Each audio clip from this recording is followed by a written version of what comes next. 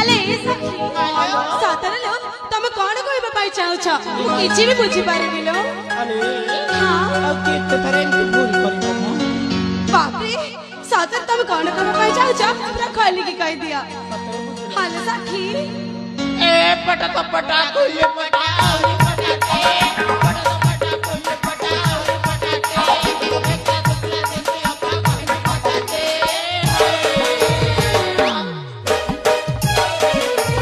पागल है जीवू अले सखी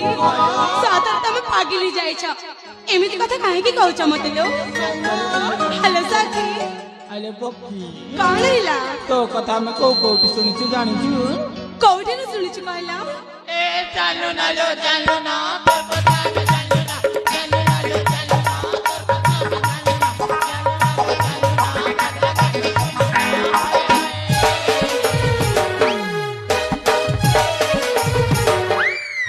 अले कौन जानी छ कहला सत्तरी बुझिलनी ना मु किछि भी बुझी पारुनी केते थरो एमती भूल करिबुलो बाप रे ए तुम जदि एमिति कहबा ताले मु तम चारि जन का साथ जमर भी संग हेबिनी सत कहले हाले सखी हेलो पूरा खोली की कहि दबा कि अले जिमा हां पूरा खोली की कहि देबी नाही हेलो अले सुंदरी कौन हिला सदर कहि दउ छिला अरे कुआ एपड़ सेपड़ हेबनी लो जमर भी हेबिनी सीधा मो पटे देखिबा ठीक अछि मु मन देके सुनु छी तारे सुननी आलो जिमा हाले सखी भल पाउछ मने मने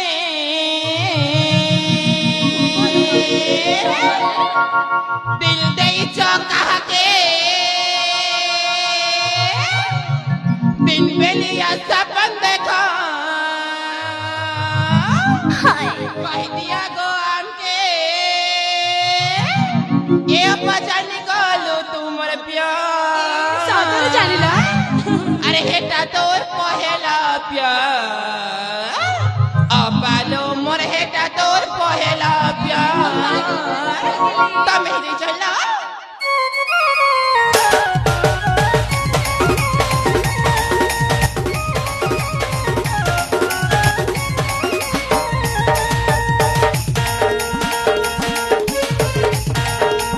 फल पाउछ मने मने दिल दे सखा के दिल देलिया सपन देखा कहि दिया गो आके फल पाउछ मने मने दिल दे सखा के दिल देलिया सपन देखा कहि दिया गो आके ए पहचानी गलो तुम प्यार पहले पहचानी गलो तुम प्यार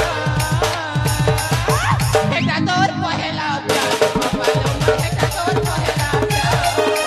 हेटा तोर पहेला प्यार अपालो मोर हेटा तोर पहेला प्यार